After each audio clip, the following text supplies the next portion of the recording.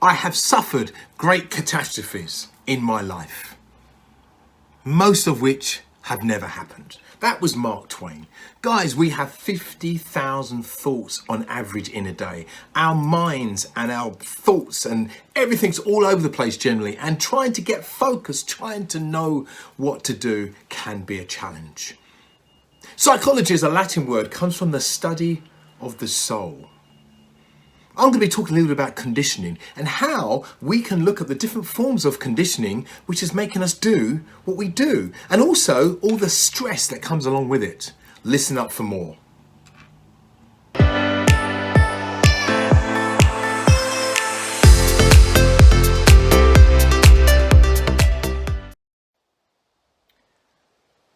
Hello and welcome. My name's Steve Beckles-Ebusua, the speaker with the orange. I can't believe it's Friday already. The speaker of the orange tie. And guys, welcome to the orange room. Oh gosh, time has flown. Those that don't know anything about me, I'm a motivational speaker.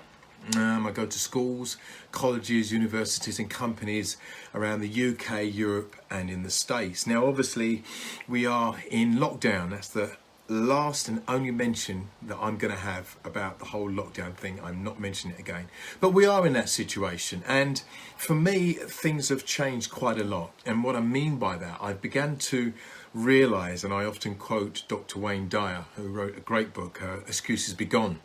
He said, for things to change, you must change.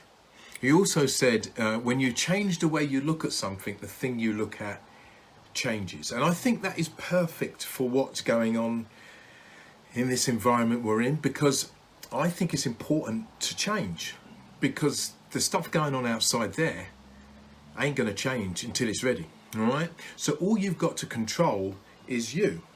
So in saying that, that's why I've started training to become a cognitive behavioural therapist, and I'm so excited about it.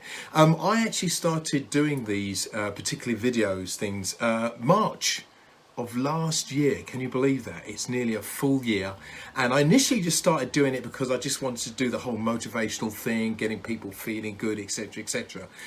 And then I just got to this point where I thought, you know what, I'm loving what I'm doing, I'm getting some great feedback, but you know what, I think I need to change as well. And that change was me deciding to become a therapist. Now I'm really excited about it. And the therapist I'm going to become a cognitive behavioural therapist. Let me explain what it is, those that don't know about it. CBT. CBT is as follows. Your thoughts determine your feelings, all right? And then your feelings then determine your behaviour. Let me give you an example. A friend of yours invites you to a party. All right. Now you don't know the people there. All right. So your thoughts are, I don't really know anyone. Your feelings are, well, I'm going to be on my own, and I just don't feel comfortable about it. Your behaviour might you make up an excuse and say, oh, I can't make it. I'm going to be busy. Yeah. Or you go and you stay in the corner, you don't mix, and maybe you just drink one drink too much. Does that make sense? But it all started with your thoughts. If you get into a habit of excusing yourself all the time in those situations, all of a sudden it will become a normal way of thinking. So your thoughts will automatically, well, I know I can't make it. And the feelings, yeah, I would go otherwise. And behaviour-wise, you stay at home. Can you see how this works? This could be for anything. And that's why I think CBT in itself is so powerful. Now, this is number 5 session. This is psychological thinking number 5. I've done 4 so far. All right. I've covered internal, external locus of control. What that talks about is things you can control internally, things out there you can't control. I've spoke about empathy, understanding other people and how they think and feel. I've spoke about listening, how to listen effectively to people around you and how to get the best from them. And then finally, guys, I spoke about conditioning. And last week I spoke about classical conditioning, talking a little bit about Ivan Pavlov and the bell being rung, etc. Now, if you're kind of thinking, what's he talking about?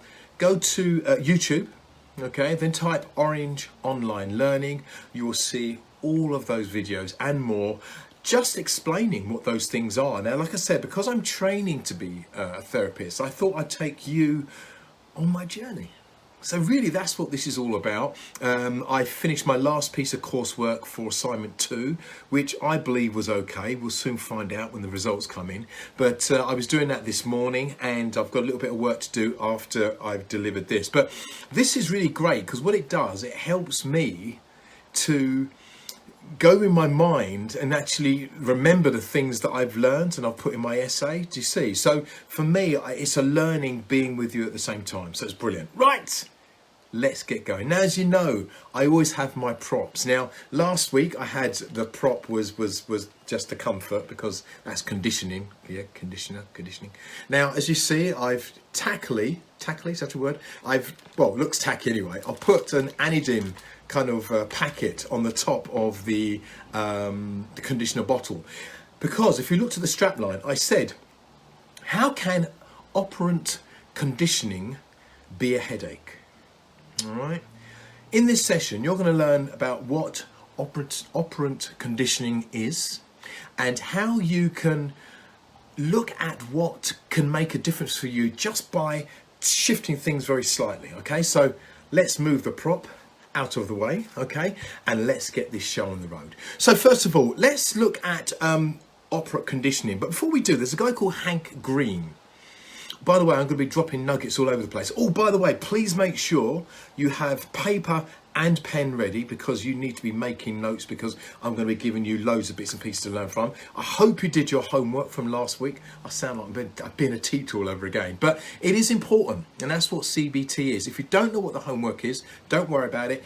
Go back on my previous videos, Orange Online Learning, and you'll be able to see it. It's number 4, Psychological Thinking. You'll see the homework. Right, let's get going. A guy called Hank Green, I love this quote, said, "What is physiological is ultimately biological." I love that. It's true though, isn't it? Because your physiological, the way you're thinking in your brains, etc., will affect your biology. Yeah, and we're going to talk about stress as well, because if you think about it, you have a thought, loads of things go on in your body, which I'm going to explain as well, and you'll be able to get an idea of why your body's doing what it's doing. So we're going to talk about that. But I love that quote by Hank Green. Yeah, what is physiological is ultimately biological. So what is operant conditioning? You're probably wondering, what does it mean? Let me give you an example. Those that have any sons or daughters, all right, and they're crying for a biscuit. "Oh, Mum, I want a biscuit, I want a biscuit." You say, no, you can't have a biscuit unless you say, please. Now, the little boy or little girl goes, "Can I want a biscuit? I want a biscuit, please." Now, the minute they say please, they then receive the biscuit.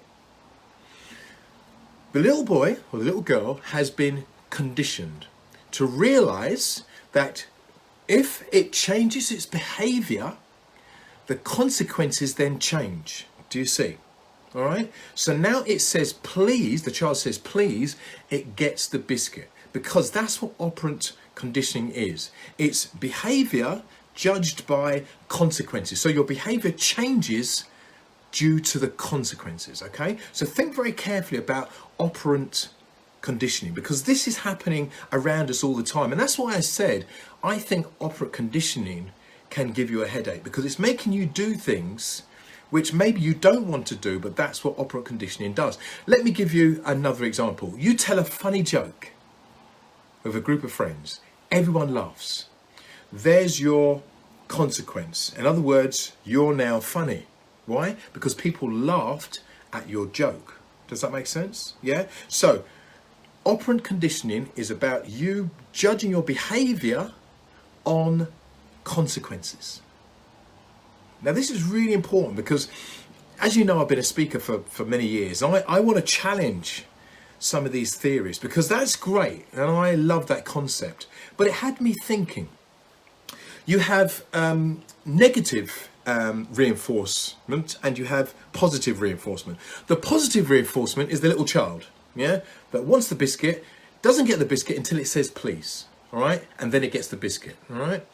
Negative reinforcement, the idea of negative reinforcement is putting upon someone something that perhaps they dislike in order to change their behavior. Let me give an example.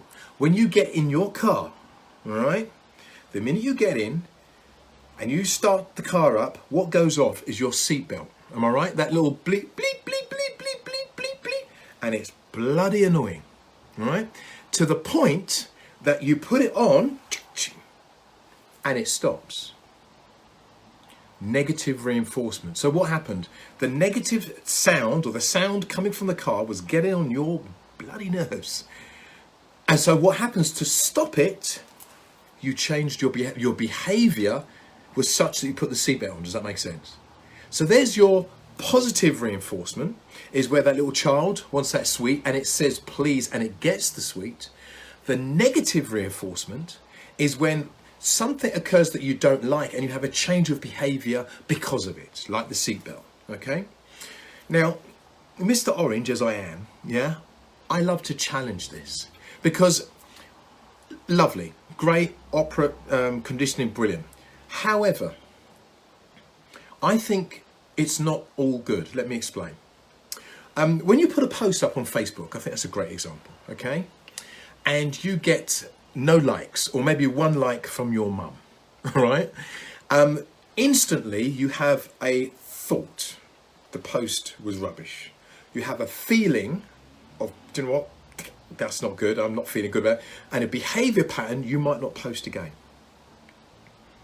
Now, that is operant conditioning. Why? Because people have said to you, not said to you, but they've acted in a manner that haven't endorsed your post, so therefore you feel the post was not a good one. This is where I have to challenge it. I read a quote and I love it. Truth is not measured in mass appeal. Yeah? Truth is not measured in mass appeal. I want you to start thinking about what I mean by that. Because people say that it's not good and what you're doing is not good, or what you're doing is never going to work, it doesn't mean that it's true. Yeah? Because we have to follow operant thinking. Remember the bleeping of the thing and it's annoying and you put the thing in to stop it? So maybe to stop them, you might not post, or you might not carry on with that business idea you were going to do. Why? Because of what Dave said. Does that make sense? This is really important. This is me all over. Because yes, I'm reading and I'm really enjoying going on this path of becoming a therapist, but I'm challenging these points on every mark of the way. Because if you just go into believing that you have to follow a pattern because of its annoyance, I think you're going to be in trouble. Put it this way, Martin Luther King, Mahatma Gandhi, Nelson Mandela, they all did things which challenge, if we take the metaphor of the bleeping car, challenge that noise. And instead of them putting the belt on, metaphorically speaking, they thought, no, I'm not going to. Now, obviously putting the belt on is important, but do you see what I'm saying here? And I just think this is probably a good time for you to start thinking, hold on a minute. What pattern am I following because that's what I'm meant to do? Do you see? It's a form of operant conditioning. It's me doing it because of consequences. But I think there has to be something in you that says, do you know what? No, I ain't doing it. I'm going to do what I want to do. And do you know what? I'm going to keep doing what I want to do. Again, using the seatbelt metaphor, not the ideal, because I want you to put your seatbelt on. But in other words, ignore the bleeping and carry on and doing what you want to do. I think this is really important. And I think if you're not prepared to do this, what you tend to do is you follow, you put the belt on. Again, our belt's maybe not a good example because I want you to put your seatbelt on. But do you know what I'm saying? That noise, all right. Do you see? Negative reinforcements. Guys, we all know about the positive reinforcement in the classroom, your son or daughter, or maybe you when you were younger. The teacher says, anyone know the answer? You put your hand up, you got it right, you've got a token. All right, you've got a token, you've got a reward. Positive reinforcement. Negative reinforcement, a noise or something preventing you from doing what you wanted to do because your behavior changes. Here's a good example. Your child doesn't keep quiet. It keeps rabbiting on, there's that noise. So what do? You give him a sweet or you turn the TV on. Listen, I confess to doing that in the past. That's a negative reinforcement I've given it, but for that child, it sees it as a positive reinforcement. Do you see what I mean? So I want you to start now challenging this, because if you don't, I just think there's going to be a lot of things going on where you'll be saying, why is everything the same? Why is nothing changing? So important. Right, let's now move to stress. Where's my tablet? Where's my stress? My tablet. Here's the stress of the tablets, okay? What is stress? Now, psychologists define stress as the process that we perceive how we respond to certain circumstances. All right, that's how kind of the psychologists look at it, how we respond to it. They actually said stress is not actually an emotion. Stress isn't an emotion. Stress is a reaction to something disturbing that's happened. All right, that's the definition from the psychologist. I also read from a motivational point of view, is stress is knowing what's right, but doing what's wrong. Yeah, so stress can come in so many different ways. But let's look at the 3 types of stress. Now, remember I said to you, I mentioned there were 3 types of stress. Now, the first one is the catastrophic. We're talking about disasters. We're talking about bombings. Perhaps, dare I say, we're talking about the lockdown and the stress it's causing us. That's catastrophic. The second one is linked with life changes. New job, marriage, a child on the way, a death. Okay, there's the second one. The third one is the smaller one. Disagreement with your flatmate or friend or mate that's meant to do something and he hasn't done it for you. Now, what's really important here is that all 3 of those definitions are down to our own perception. Now, I've got a friend called Owen Bailey. I'm sure he won't mind me mentioning him, but he is the coolest cat you will ever meet. This guy is so laid back, yeah? So those 3 kind of categories I gave, I think, I don't know where he is. He's just like, even catastrophic, most people will be like, Steve, don't worry about it. It'll be okay, yeah? It's just an earthquake. You know, this guy is so laid back. So for me, what I'm saying is stress, I think, starts from your belief systems. Your formative years are from 0 to 8. That's when you learn about your beliefs, your values, what you like, what you dislike. Now, from 0 to 8 is where that's built. And on top of that is obviously all the things that you're learning at the moment. But that's where your core sits. When things kick off, when things are not right, something happens in your body. First of all, you have something called the autonomic neuron systems. These things I'm learning, right? Autonomic neuron systems, okay? That goes on in your body without any control. You don't know how that's happening, all right? So it's the autonomic neuron system, all right? That's going on as we speak. Your heart's now beating. I hope so, yeah? You're blinking. Yeah, you're maybe listening, doing other bits and pieces while I'm speaking. Your autonomic system is taking care of that. Okay, now it splits into 2.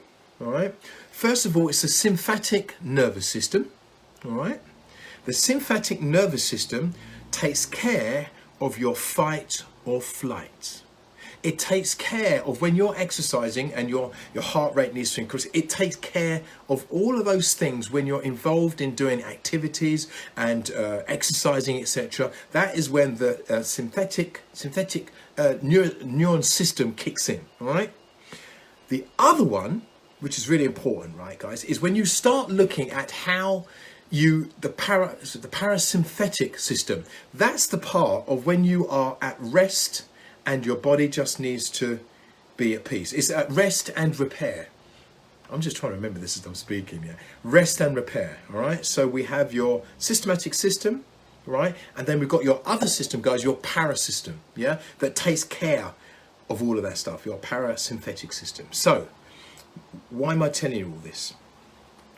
What's going on in your head at the moment is a lot of it out of control. What I mean by that is you can't actually control a lot of the things that are going on. However, the environment that your body's in is very important. So, you know, I was talking about the parasympathetic system. That's the part where you recover and repair. All right. But if you're running around in your sympathetic system, nervous system, so you are high cortisol levels, yeah, they're the things that control your fast reactions, you're never going to repair. And the body will try to repair, but it's going to have a real problem. So what am I going to say to you now? Stress is linked with these two things going on in your system. And what are you doing to aid it? Remember I said earlier, it runs in the background, but what are you doing to aid it? I could talk about food, I could talk about rest, but you know what you need to do. Because stress starts from that. Stress is also a measure of your belief system. So you've got to really look at what you believe and what you believe you can deal with, okay? Now, I've now got some homework. Hey, here we go. Now, I did some homework last week and I gave you some columns. I hope that was all good. Those that haven't seen it, guys, go into Orange Online Learning, you can see that. But this is something I got from a lady called Veronica Walsh. All right, so if you type in Veronica Walsh worksheets, you'll see this all kind of broken down. But what I'd like you to do is to get a sheet of paper, okay? Now, as you see, I've filled in one earlier. This is a little bit like Take Heart. Some of you are going to be too young to know who Take Heart is. But this is one I had earlier on. Now, this is what I want you to do. Draw 3 circles on this sheet of paper. Okay? You then label one A, the next one B, and the next one C. All right? That's what I need you to do. Really important, okay? CBT is all about homework. It's all about having to do the exercise in order to understand and in order to make a difference for yourself. So it's all about you doing this. It's so important, okay? Now, once you've done that, what I'd like you to do in the first circle is in A, write down situation, okay? In the second circle, write down beliefs and thoughts. And in the third circle, write down feelings and behavior. All right. Now, what is this all about? I think it was Einstein said that geniuses think on paper. When you write things down, they stay there for a start. Also, when you write things down, it's for you to return back to use as point of reference. Now, how is this going to work? Now, Veronica Walsh, as I said, I got this online, but I added some bits of my own in this, which I think is always the best thing to do. So A is the situation. I want you to write down, if something's kicked off maybe, I don't know, a couple of days ago, what was the situation? What happened? All right. It could be a situation where you have to speak on Zoom. Or you might have to do a presentation, obviously with masks, etc. Or you might have to visit somebody that you're really nervous about doing. That's the situation, all right? B, what's your beliefs and thoughts on that situation? So, if you've got to do a presentation on Zoom, you might be thinking, oh, I'm just terrified, I'm going to mess up. You need to write that down, okay? Then C, what's your feelings about it? So this is the beliefs you've got about doing it, but what's your feelings and behaviour about actually doing it? How are you going to feel about it, right? This is about your beliefs and thoughts about maybe speaking, etc. But what's your feelings on it? What's your actual behaviour? What's going to actually happen, do you believe, if you do this? Now, why are we doing this? It's so important because you're going to start writing questions next to each of these 3 circles. The first circle, it said, the situation. Here's the first question. This is a good one. Is it avoidable? So, if you're having an altercation with someone on a regular basis, right, you're having a big argument, okay? This situation possibly could be, is it avoidable? Could you avoid having this conversation with this particular person? Yeah, sometimes it's not ideal, and I get that, but what I'm trying to do is strip down your situation, your beliefs and your feelings after that situation. Next thing is, what would happen if you avoided that situation? Now, don't get me wrong, sometimes in life you have to face challenges. That's what life's all about. But I need you to write that down. What would happen? And then I've got underneath here, what would happen if I did face that situation? If I decided, you know what, I'm going to do it. All right. What we're doing, we're analysing each step. B, what's your beliefs and thoughts about that situation? So you haven't done it yet, but what's your beliefs and thoughts about it? Remember I said earlier, your formative years from 0 to 8. So what are your beliefs and thoughts on maybe that person, maybe on that situation where you've got to perhaps speak, or maybe you need to stand up to somebody. What's your beliefs and thoughts on it? Here's the question. The beliefs and thoughts you've got either by speaking with that person or maybe speaking in public, is it true? So the beliefs is, I'm going to fall apart, it's going to be a nightmare, I won't be able to. Are you 100% sure that's true? Now, I got this part of this from Dr. Wayne Dyer's book, Excuses Beyond, because he said you can't be 100% sure about anything. Because as he often says, don't believe everything you think. So ask yourself, are you 100% sure that everything's going to fall apart when you do a presentation? Are you 100% sure when you confront that person that's been kind of being a bit rude to you, that they're going to be rude? Are you 100% sure? Do you know 9 times out of 10? And Dr. Wayne Dyer said, no. All right.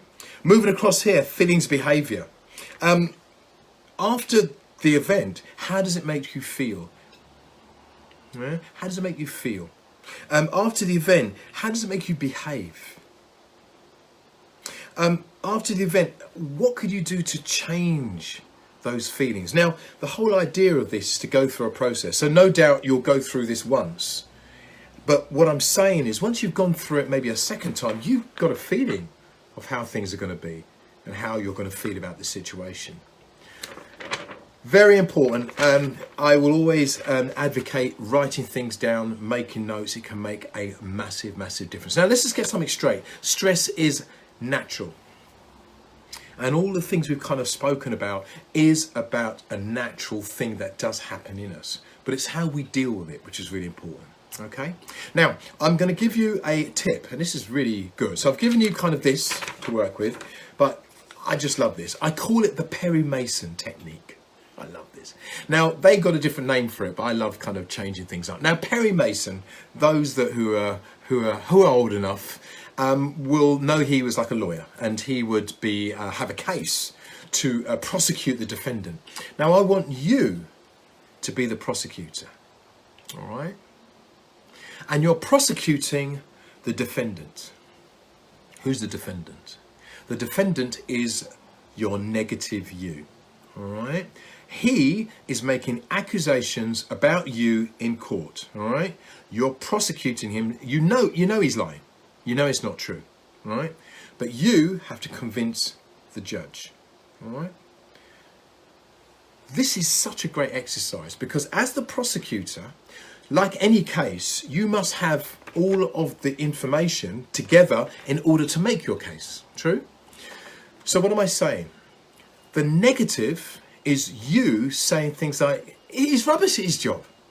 Judge, he's rubbish. He can't do it. He's no good. Now, that's a voice that we often say to ourselves. Remember I said last week, if we were to speak to our friends the way we speak to ourselves, we'd have no friends. But what would happen is that the defendant, oh, he's rubbish, he's no good at his job. You must have your case ready. You'd say, no, it's not true. No, because my manager said that I was good at my job and I was possibly going to be lined up for promotion.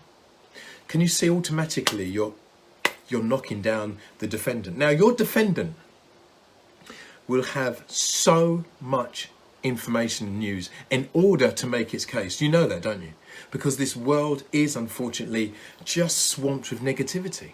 And what happens is we tend to pick up on the negativity. Listen, that defendant will have a serious case against you. What's important for you? And I do this quite regularly. I've actually got it on my wall. I write down all the things that I've achieved in a week. Okay? And I find it quite motivating. Why? Because what it does, it just makes me think, you know what, Steve, what you're doing is good stuff. I've got a testimonial from a school that I did a Zoom call with, I think it was yesterday actually, and the feedback only came back today. It was amazing. But do you know what I'm going to do? I'm going to screenshot it and I'm going to save it on my phone and just use it as just something just to give myself a little pickup. I think if you don't do that, in my opinion, what happens is that who we are tends to wane, and what happens is our defendant will come up with the negativity that it always comes up with, trying to knock you down. Now listen, I know we're all in this situation. I'm a motivational speaker and I still have those voices. I'm not exempt. So preparing yourself, preparing your case, against your defendant is going to be so important. You must prosecute and you must make sure you win your case. Oh, by the way, do you know who the judge is? The judge is you. Yeah? So, there's a lot to take on, a lot to do, but I really want you to start realizing that it is all about the changes that you can make within yourselves, okay? Moving on very quickly, boom. I am so excited. We do have a guy. Those that are into salsa, into jazz, into all the kind of music perhaps you enjoy listening to in a dance capacity, there's a guy called Alex Wilson.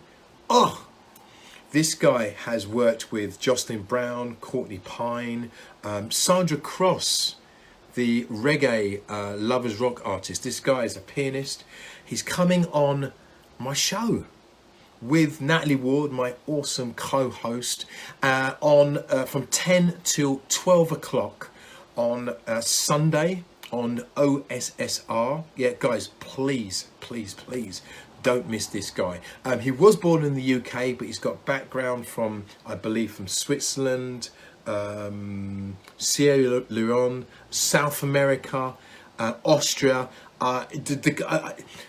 Listen, check this out. How impressive this. This guy is on Wikipedia.